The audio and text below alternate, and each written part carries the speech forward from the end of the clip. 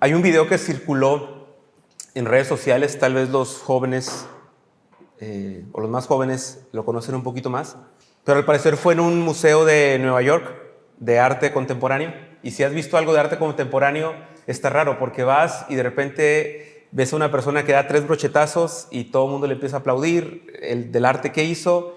Posiblemente es una cultura muy elevada o un contexto o un concepto muy elevado que los simples mortales como yo no entendemos, y no entiendes cómo un brochetazo puede ser arte, pero está bien, tal vez no sabemos lo suficiente de arte. Pero un joven en un museo agarró uno de sus Converse, de sus tenis, y fue y lo puso en un museo y lo dejó así en una esquina acomodado en una galería de arte. Y él se puso atrás y comenzó a grabar, y en el video se ve como muchas personas pasan por el Converse, lo ven y dicen, ok, y le empiezan a tomar fotografías, ¿no? Entonces ya la gente comienza a hacer más juego, y la gente comienza realmente a tratar de explicarse por qué está un Converse ahí o cuál es el arte detrás de ese Converse que está ahí en el museo. Obviamente la historia es muy chistosa, pero revela que muchas veces la gente no sabe de arte y creen que cualquier cosa pueda ser arte.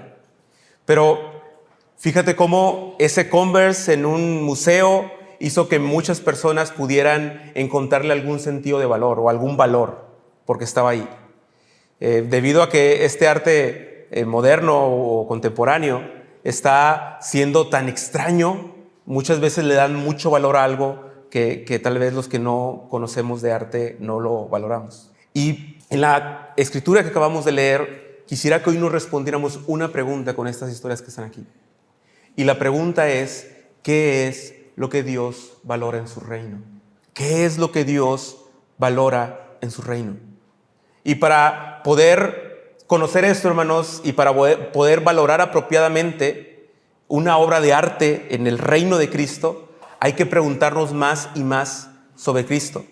Hay que preguntarnos nuevamente quién es Jesús.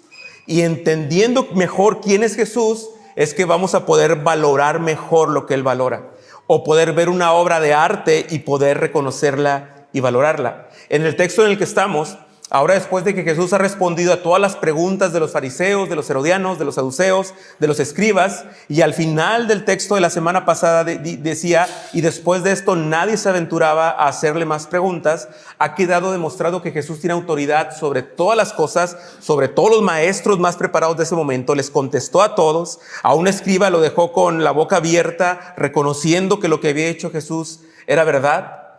Y ahora el maestro tiene una pregunta para toda la clase. De hecho, profundizar en esta pregunta que Jesús le va a hacer a toda la audiencia o a toda la multitud nos va a ayudar a entender y a responder nuestra pregunta: ¿qué es lo que Dios valora en su reino? Para entender lo que Dios valora en su reino, tenemos que profundizar en esta pregunta que Jesús le está haciendo a la multitud. Cuando tú y yo no profundizamos en la verdad de Cristo revelada en la palabra, posiblemente nuestro corazón se desviará constantemente para valorar cosas que no son tan valiosas en el reino, o incluso valorar cosas que son prohibidas en el reino. Cuando tú y yo no entendemos bien quién es Jesús, nuestra norma para poder entender el reino de Cristo, el reino de Dios, si no entendemos bien ese valor, ese concepto, tú vas a ver un Converse y vas a decir, uy, es arte, ¿no? Cuando posiblemente es mugrero. Cuando tú no entiendes y tú y yo no entendemos apropiadamente quién es Jesús, no vamos a poder valorar quién es el reino. Y en la primera escena tenemos una primera pintura, y le llamé la pintura de Cristo. En la primera escena tenemos la pintura de Cristo. Y Jesús les dice a las personas que están ahí, mientras enseñaban en el templo, Él preguntó, ¿por qué dicen los escribas que el Cristo es hijo de David? Y esa es una excelente pregunta, porque los escribas estaban de acuerdo en que el Mesías, el Cristo, provenía de la familia de David. Iba a provenir de la tribu de Judá, del linaje de David, y por eso vemos en las genealogías de Mateo y de Lucas que nos ayudan a ver cómo Jesús nació de José, de la familia de José, de la familia de María, que venían de la tribu de Judá, de la descendencia de David. Pero Jesús va a hacer una pregunta para que podamos contemplar mejor esta obra de arte, esta pintura de quién es Jesús. No sé si sabes, pero la Mona Lisa, pintada por Leonardo da Vinci, yo nunca he ido a verla al Museo del Louvre, pero Kareni, cuando era más fresa, fue. Y cuando ella me platicó que fue, yo emocionado le pregunté, ¿cómo es? ¿Cómo está? ¿Está grande? ¿Está imponente? Y Kareni me dijo, no, es como así. Está súper chiquita. El museo está grandísimo y la Mona Lisa está súper chiquita. Y cuando me dijo eso, yo rápidamente dije, ¿es en serio? Está chida.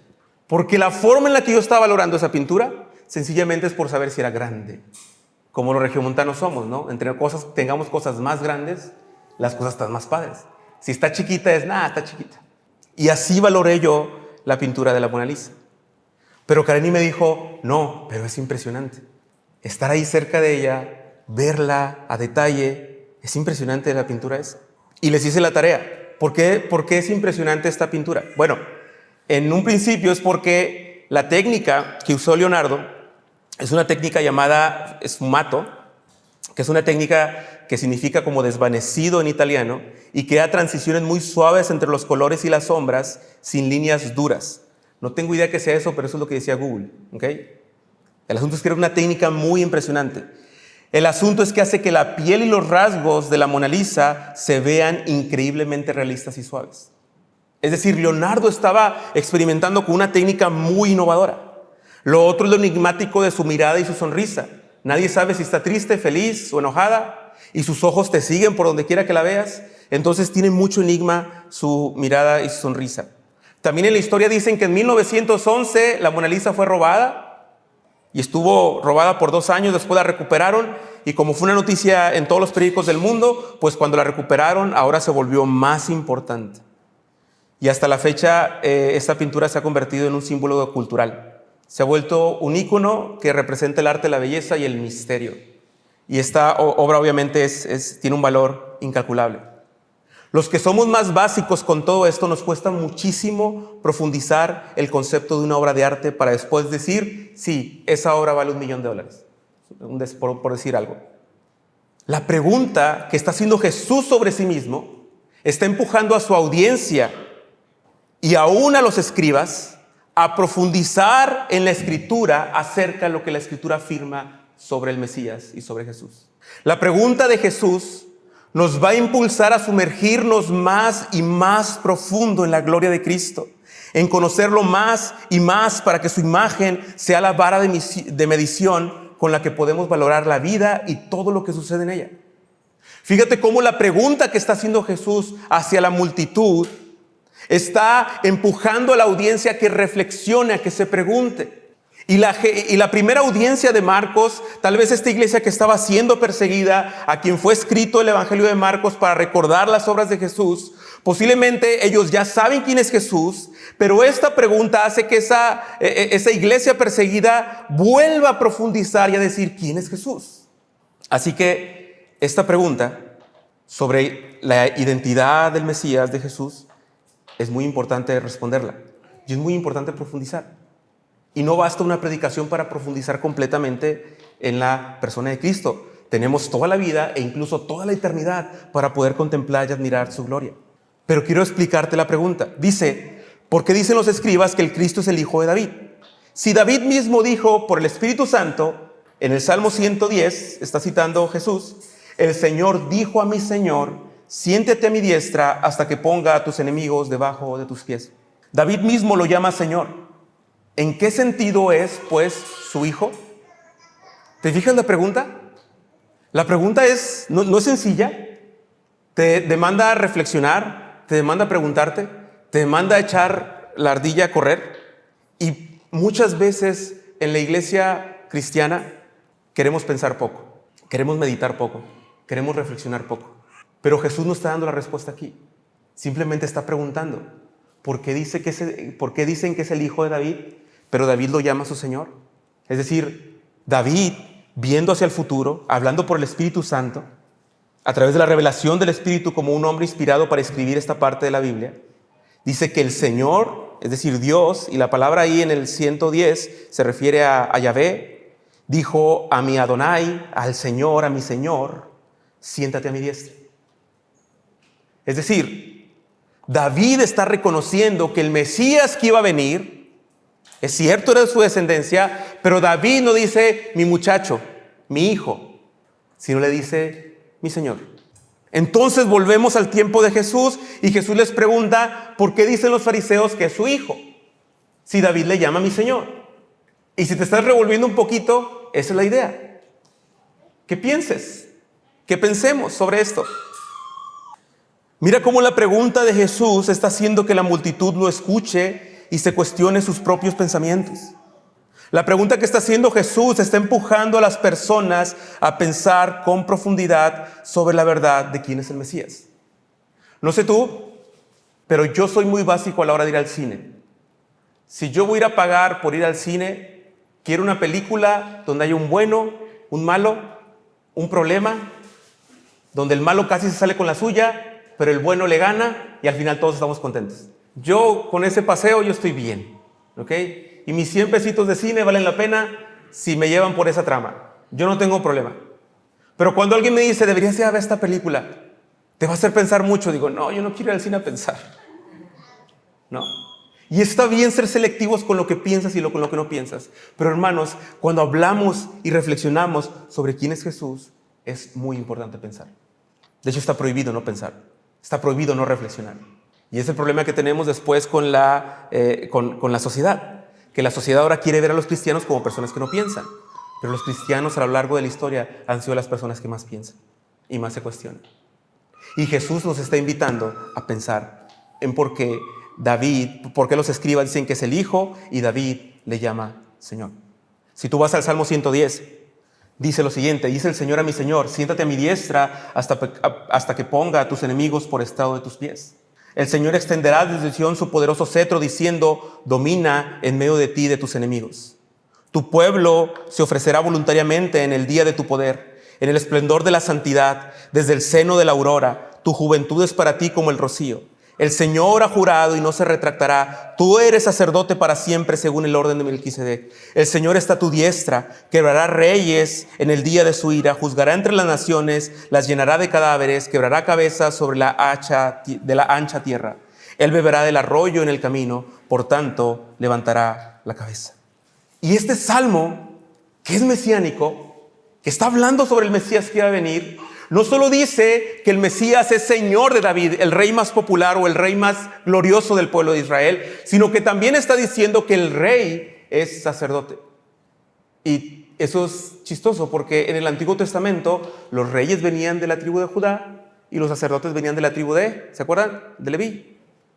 Es decir, siempre había un sacerdote de la tribu de Leví y posiblemente siempre iba a haber un rey en Judá de la tribu de Judá. Pero ahora David nos está profetizando que este rey que iba a venir no iba a ser su muchacho, sino que iba a ser su Señor. Y que este rey iba a vencer a todos los enemigos del pueblo. Y que este rey iba a ser incluso un sacerdote. Y cuando Jesús cita este salmo, y lee este salmo con tu familia más adelante y sigue profundizando en él, pero nos está mostrando algo acerca de Jesús. Es decir, es cierto que el Mesías tenía que venir de la tribu de Judá, del linaje de David. Eso estaba profetizado. Lo vimos cuando hablamos de Bartimeo, que le dijo, Jesús, hijo de David, ten misericordia de mí. Estaba profetizado que era del linaje de David, de donde iba a venir el Mesías. Pero esa no es toda la verdad acerca de la identidad del Mesías. También hay textos como este, donde nos muestran que el rey prometido, el hijo de David mismo, el rey más grande, lo llama Señor. Si tú vas a Sofonías, dice que ese rey en medio de nosotros iba a ser Dios en medio de su pueblo.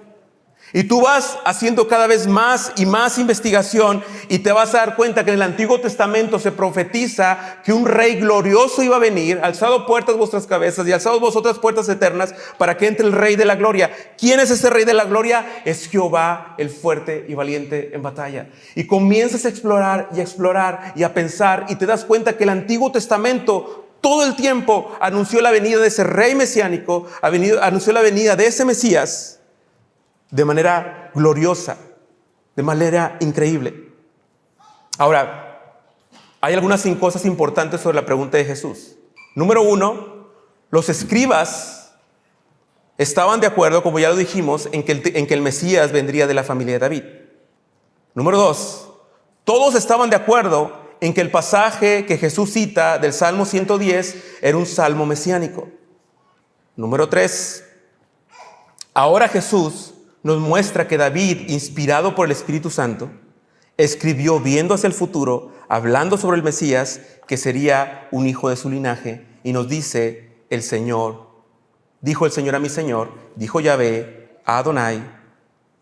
Y ahora la pregunta sigue estando en qué sentido es su hijo. Y el sentido que tiene de que el Mesías es hijo de David, sencillamente es que Dios escogió a David para que de ahí viniera la promesa de un rey. Pero David reconoce que ese rey iba a ser un rey más grande.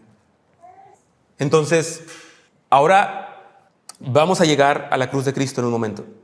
Pero cuando tenemos una plática con alguien, donde estamos discutiendo y debatiendo puntos de vista sobre algún tema, ya sea político, religioso, o del trabajo, de la vida, o de cualquier cosa, y estamos hable y hable y nos desgastamos hablando y hablando y hablando, y de repente alguien que te está escuchando de lejos, o alguien que escucha la plática de lejos, hay una frase que decimos y les decimos que ¿ya resolvieron los problemas del mundo? ¿No? Y es una forma de decir, nada más estaban perdiendo el tiempo, ¿verdad? Esa plática tan profunda no los llevó a nada. Perdieron el tiempo filosofando en 200,000 cosas que no tienen ningún provecho. Bueno, hermanos, hablar y reflexionar y pensar en la identidad de Jesús, el Rey prometido, el Mesías, Hijo de Dios, tiene la capacidad de resolver el problema del mundo. Tiene la capacidad de resolver nuestro problema, que es el pecado. Cuando tú vas a la palabra y comienzas a ver que cuando Jesús está diciendo en qué sentido es su hijo, para ayudarles a ver que el Mesías iba a ser más grande que el rey David, y que el rey David está de acuerdo con eso, que el Mesías que iba a venir se le iba a llamar Señor, como se le llama Señor a Dios, y David está de acuerdo con eso, porque él, inspirado por Dios, escribió esto. Pero comienza a decir otras partes de la palabra y nos dice que en el principio, dice Juan 1, ya existía el verbo, y el verbo estaba con Dios y el verbo era Dios. Él estaba en el principio con Dios, y todas las cosas fueron hechas por medio de Él, y sin Él nada de lo que ha sido hecho fue hecho. En Él estaba la vida, y la vida era la luz de los hombres. Y dice el 14, y el verbo se hizo carne y habitó entre nosotros, y vimos su gloria, gloria como el unigénito del Padre, lleno de gracia y lleno de verdad. Y de su plenitud todos hemos recibido gracia sobre gracia. Cuando comienzas a leer estos versículos donde los escritores bíblicos nos siguen hablando de la grandeza y de la gloria de Jesús, esta imagen acerca de Jesús, esta pintura de Jesús comienza a verse cada vez más bella, más hermosa, más bonita. Cada vez que te dicen algo más sobre Jesús, su cruz, su resurrección, su ascensión, su vida, comienza a ser más y más significativa. De hecho, cuando vas en el Apocalipsis, cuando Juan estaba viendo el trono de Dios, digno eres, Señor, y Dios nuestro, de recibir la gloria y el honor y el poder, porque tú creaste todas las cosas y por tu voluntad existen y fueron creadas. Después cantaban un cántico nuevo, y en el versículo 9 dice, digno eres de tomar el libro y de abrir sus sellos, porque tú fuiste inmolado y con tu sangre compraste para Dios a gente de toda tribu, de toda lengua y de toda nación. Y los has hecho un reino y sacerdotes para nuestro Dios, y reinarán sobre la tierra. Cuando lees el Apocalipsis, ahora Juan está mirando a Jesús en toda su gloria y en todo su esplendor. Ahora Juan está observando la grandeza y la gloria de Cristo con mayor fuerza. Cuando regresas a la pregunta de Jesús, ¿en qué sentido es su hijo? Jesús está esperando que su iglesia reflexione más profundamente en la naturaleza y en la grandeza de Cristo Jesús, el Mesías, de Cristo nuestro Señor. Porque solo es ahí cuando tu vida y mi vida pueden ser transformadas, cuando reflexionamos en la identidad y en la imagen de Cristo. Por eso digo que Cristo es como esta escena es como una pintura sobre Cristo. Su grandeza, su belleza expresada en toda la Biblia. Mira lo que dice Pablo. Pablo dice, y aún más, yo estimo como pérdida todas las cosas. Estoy en Filipenses 3, del 8 en adelante. Estimo como pérdida todas las cosas en vista del incomparable valor de conocer a Cristo Jesús, mi Señor. Por Él lo he perdido todo y lo considero como basura a fin de ganar a Cristo y ser hallado en Él, no teniendo mi propia justicia derivada de la ley, sino la que es por la fe en Cristo. La justicia que procede de Dios sobre la base de la fe y conocerlo a Él en su poder, en el poder de su resurrección y la participación en sus padecimientos, llegando a ser como Él en su muerte, a fin de llegar a la resurrección entre los muertos. Fíjate lo que está diciendo Pablo.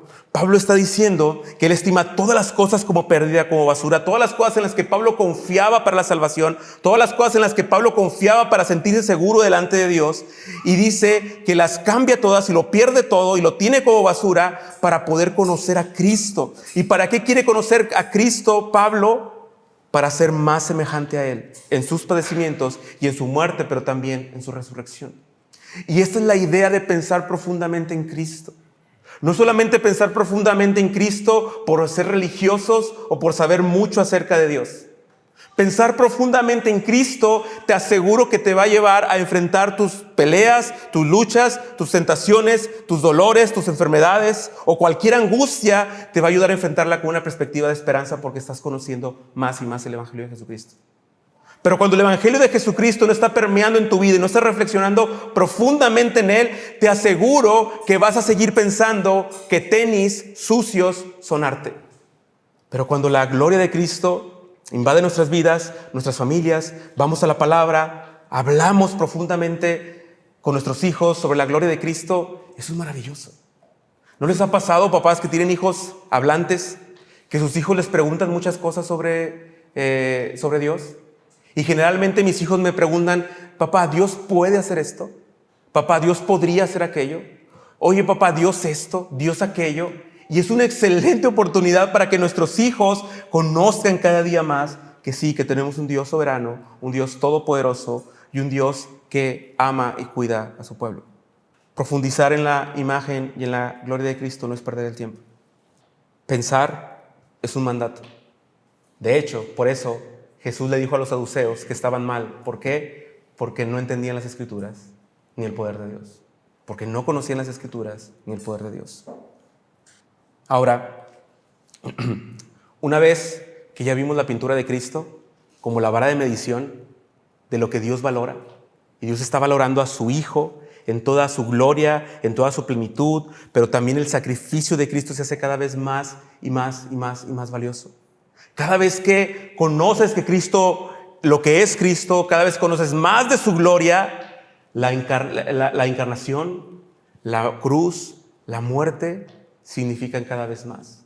Es como cuando alguien te da un regalo que posiblemente no lo esperabas o no es algo que tú utilices. A mí una vez, mi suegro hace mucho, me regaló una navaja suiza, de las rojitas bonitas. Yo nunca jamás había tenido una cosa de esa en mi mano. Entonces mi esposa la vio en la casa y dice, ¿y esa navaja? Yo le dije, me la dio tu papá. Dice, no, ¿se la agarraste? Yo, no, pues ¿qué me crees? No, me la dio tu papá. No te puedo dar de esa navaja. Y yo le dije, ¿pero por qué no? Pues no sé, me la dio, pregúntale a él. Y Karen la agarró, la empezó a ver y dijo, mi papá no regala esas navajas. Esas navajas son muy importantes para él. Cuando mi suegro le la dio, y perdón que esté aquí, pero yo la vi y dije, pues gracias, de algo servirá, ¿no? Pero cuando Kareni le dio un valor diferente, dije, no, hombre, se me va a perder, de seguro se me va a perder. Y mejor la agarré y nunca más la he usado y la tengo guardada para que nunca se me pierda. Cada vez que ves el valor de Cristo Jesús en la cruz del Calvario, tienes que voltear a la cruz, y cuando ves la cruz, entonces la cruz se vuelve más valiosa. Cuando tú no reflexionas y piensas en el valor de Cristo, el Hijo de Dios que dejó los cielos para encarnarse, para venir a morir en la cruz del Calvario, para ser obediente hasta la muerte y muerte de cruz, cuando tu mente no está reflexionando constantemente en eso, va a ser bien difícil perdonar a tu esposo. Va a ser bien difícil perdonar a tu esposo. Va a ser bien difícil amar a tus hijos. Va a ser bien difícil tener paciencia con otros. Pero cuando tú estás reflexionando constantemente en la gloria de Cristo y después ves la gloria de Cristo en la cruz del Calvario que nos salvó y que dejó todo para salvarnos, ahí comienza a tener sentido tu pensamiento. Por eso Jesús está poniendo esta pregunta aquí. ¿En qué sentido es el Hijo? Ahora veamos las siguientes pinturas. Pintura número 2. Yo le puse la pintura de los escribas. Y fíjate lo que dice el 38. Y nos vamos a ir bien rápido por estas imágenes porque es bien fácil de entenderlas. Y en su enseñanza les decía: cuídense de los escribas, a quienes les gusta andar con vestiduras largas, llaman los saludos respetuosos en las plazas, los primeros asientos en las sinagogas y los lugares de honor en los banquetes, que devoran las casas de las viudas y por las apariencias hacen largas oraciones. Estos recibirán mayor condenación. Fíjate la pintura. Plasma eso en una pintura. Los escribas con estos mantos largos que se ponían sobre sus cabezas, que llegaban hasta el suelo, que oraban en las plazas públicas, que hacían largas oraciones en voz alta en los mercados, y que la gente que pasaba decía: estos son bien espirituales, mira cómo se visten, son bien santos, ellos están en otro nivel espiritual. Y lejos de que esa gente dijera: no, para nada, todos somos iguales ante Dios. No, a ellos les gustaba escuchar eso. A mí me enseñaron que cuando alguien te decía, oye, qué bien tocaste, o qué bien tocas la guitarra o el piano, lo que sea, siempre nos decían: lo que hay que responder es: la gloria sea para Dios. Y yo me di cuenta que cuando yo tocaba y alguien me decía que no toco muy bien, pero los que no saben te decían: oye, qué bien tocaste, qué bien tocas. Y yo decía: la gloria sea para Dios. Pues la realidad es que por dentro se sentía como: sí, la verdad sí, ¿no? Pero dije lo que me dijeron que dijera. Así eran los fariseos, así eran los escribas. Qué bonito ahora, hermano. Se siente así bien parado. Sí, no, pues la gloria sea para Dios. Pues la verdad sí. Doy clases los miércoles, luego te invito. La diferencia es que estos escribas esperaban escuchar eso de las personas. Ellos no glorificaban a Dios. Ellos no amaban a Dios como ya Jesús lo había dicho. Ellos se amaban mucho a sí mismos. A ellos les encantaba ser halagados y recibir halagos. Pero fíjate lo que dice el 40. Devoran las casas de las viudas y por las apariencias hacen largas oraciones. Estos recibirán mayor condenación.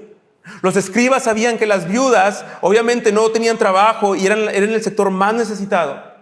Pero muchas de ellas tenían ahorros. Y las viudas, como eran posiblemente personas que dependían y confiaban realmente del Señor, estos escribas abusaban de eso y las engañaban y les quitaban aún lo poco que tenían. Jesús está desenmascarando a estos escribas y le está diciendo a la gente: cuídense de ellos, porque ellos ni aman a Dios ni aman a su prójimo. Pero te va a sorprender, pero sin el evangelio de Cristo, esta pintura de los fariseos, cuando los ven ahí tan bonitos, tan oradores, tan buenos cristianos, sin el evangelio de Jesucristo, aún la gente de ese tiempo los veía y decía: sí, todos queremos ser como ellos. Sí, la idea es aspirar a eso. Mira, hijo, mira ese escriba. Te tengo que escribir en la mejor universidad porque tú tienes que llegar a ser como él o mejor. Sin el evangelio de Jesucristo, la sociedad admiraba eso, se animaba por eso. Te lo demuestro con el evangelio de Marcos. Cuando regresamos a la historia del hombre rico, ¿te acuerdas? Que era un hombre prominente que cumplía toda la ley, que tenía riquezas, y cuando ese hombre no puede seguir a Jesús y se va triste, ¿qué es lo que dicen los discípulos? ¿Y quién pues podrá salvarse? Si el que se supone que es espiritual no pudo, ¿qué nos queda a nosotros? Si el listo de la clase reprobó, ¿qué nos queda a todos los demás? La sociedad de ese tiempo miraba esa pintura de los escribas y decía: sí, esa pintura es la que nos gusta. Sí, en este camino quiero educar a mis hijos.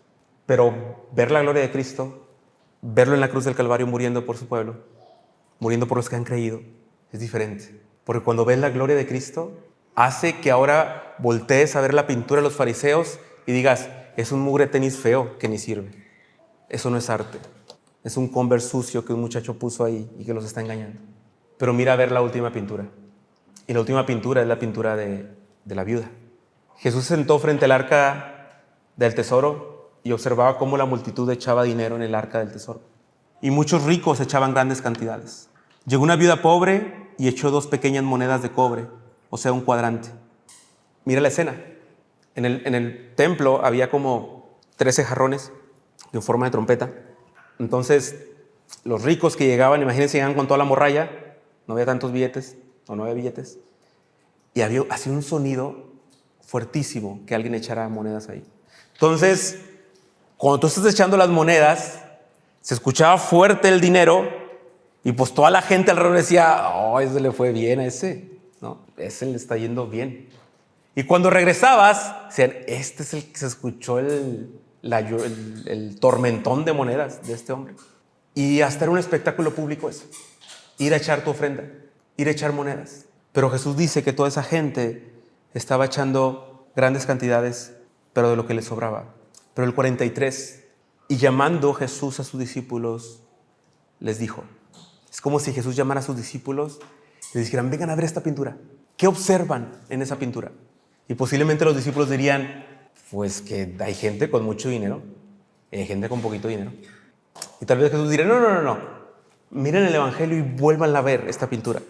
Y Jesús les dice, en verdad les digo que esta viuda pobre echó más que todos los contribuyentes al tesoro. ¿Cuánto echó la viuda pobre? Echó 2 blancas, que es un cuadrante. Para ponerte en contexto, esto era no sé cómo se diga, 64avo de un denario. Es decir, ocupabas 64 cuadrantes más para vivir un día. Un denario era el sueldo de una persona diario. Una persona podía vivir con un denario, o una familia. Esta mujer echó el equivalente a un 64avo. No era algo realmente significativo. Y Jesús dice que esta mujer echó más que todos. Y cuando dice eso, podemos ver a los discípulos tal vez decir, sí, se siente bonito, está padre. Pero pues no, Jesús, o sea, con lo otro se pagan muchas cosas. Con lo que echó la mujer no se paga nada. Pero Jesús les explica por qué echó más. Porque todos ellos echaron de lo que les sobra, pero ella de su pobreza echó todo lo que poseía, todo lo que tenía para vivir. Ahora, pon atención a la aplicación de esto, porque no va por donde crees. Porque cuando usamos este texto para aplicarlo a las ofrendas en la iglesia, si yo quisiera aplicar eso para las ofrendas de la iglesia, entonces les tendría que decir, estamos a 24. Nos faltan 7 días para terminar el mes. ¿Cuánto nos queda de la quincena? Ok, lo que nos quede vamos a ofrendarlo todo como la viuda. Porque eso fue lo que hizo la viuda. No me vean feo, estoy haciendo una suposición. Lo que estoy diciendo es que este texto no es para hablar de algo tan puntual como las ofrendas necesariamente en una iglesia. Lo que Jesús quiere que admiremos en esta pintura, es, vean a esta mujer, y qué maravilloso, porque la mujer pasó desapercibida. Esa mujer no era vista por nadie, solamente echó 2 moneditas chiquitas, nadie se asombraba de ella, era insignificante para toda la audiencia, pero Jesús estaba ahí, el Mesías de Dios, el Mesías glorioso, el Señor de David estaba ahí, y él la vio y estuvo ahí y dijo, miren, de eso se trata justamente mi reino. No de los escribas, cuídense de ellos, porque ellos sí tienen mucho dinero, hacen muchas cosas, pero engañan a las personas. Pero miren a esta mujer, porque las personas que son como esta mujer son las cosas que se valoran en mi reino. Por eso la pregunta del principio se responde hasta aquí. ¿Qué es lo que Dios valora en su reino? Sencillamente, lo que Dios valora en su reino son vidas que, fruto de conocerlo, ofrendan sus propias vidas por completo. Eso es lo que Dios valora en su reino. Vidas que, fruto de conocerlo, ofrendan sus vidas por completo. Dice J.I. Parker en su libro Conocer a Dios. Él dice, es mejor conocer poco a Dios que conocer mucho sobre Dios. Y me encantó esa expresión. Es mejor conocer poco a Dios que conocer mucho sobre Dios. Porque justamente en esta pintura estamos observando y viendo que los escribas conocían muchísimo sobre Dios, pero no actuaban conforme al reino de Dios. Y ahora vemos a una viuda que posiblemente no tuvo acceso a educación formal, que posiblemente no sabía tanto de la palabra como los escribas, pero esta mujer conocía más a Dios que todos estos escribas. ¿Qué es lo que Dios valora en su reino, hermanos? Vidas que, fruto de conocerlo, ofrenden sus vidas por completo. Ahora, si pensabas que iba a usar ese texto para el tema de las ofrendas, no, te equivocaste. Lo voy a usar para algo más profundo. Todo lo que somos le pertenece al Señor. Todo lo que somos le pertenece al Señor. Todo lo que tenemos es por gracia de Dios. Sea mucho, sea poco. Todo es del Señor. ¿Qué cosa hay que no le quieras dar al Señor si te lo pide? Yo diría nada, pero todo es del Señor. Nuestra vida está en manos del Señor. Te despidieron del trabajo, estás en manos del Señor. No se ve cómo la hace el próximo fin de mes. Estamos en las manos del Señor. Todo lo que tenemos es del Señor. Es una gran ventaja. No sé si te has preguntado, pero hay veces que mi esposa y yo, en broma, cuando los niños se ponen necios, nos miramos y decimos, no queremos la vida adulta ya. Quiero regresar a tener 6 años cuando no sabía si había dinero, no sabía si faltaba o no faltaba. Yo solamente era alguien que chupaba el presupuesto de casa. Bueno, eso es lo mismo. Todo lo que tenemos le pertenece a Dios. Y seguimos chupando el presupuesto del reino de Dios en nuestras vidas. Y vivimos sujeto a Dios con todo lo que tenemos y todo lo que hacemos. Hermanos, la única forma en la que no vamos a lograr admirar a esta viuda y verla como nuestro ejemplo y modelo a seguir es cuando cerramos nuestro pensamiento a pensar más y más y más en Cristo. Es cuando rechazamos el leer la palabra con detenimiento, meditando en ella, profundizando en ella, resolviendo las dudas que tengamos, estudiando más, escuchando los sermones, posiblemente siendo responsable con las áreas de enseñanza que podamos tener como iglesia. Pero la única forma en la que podamos vivir en el reino de Cristo como esta viuda, dándonos por completo al reino de Cristo, es valorando lo que Cristo valora. Y recuerda que lo que Cristo valora son vidas que, fruto de conocerlo, ofrendan sus vidas por completo, como esta viuda. ¿Qué pensaría esta viuda cuando dio todo lo que tenía? ¿Qué pensamientos se le cruzaron?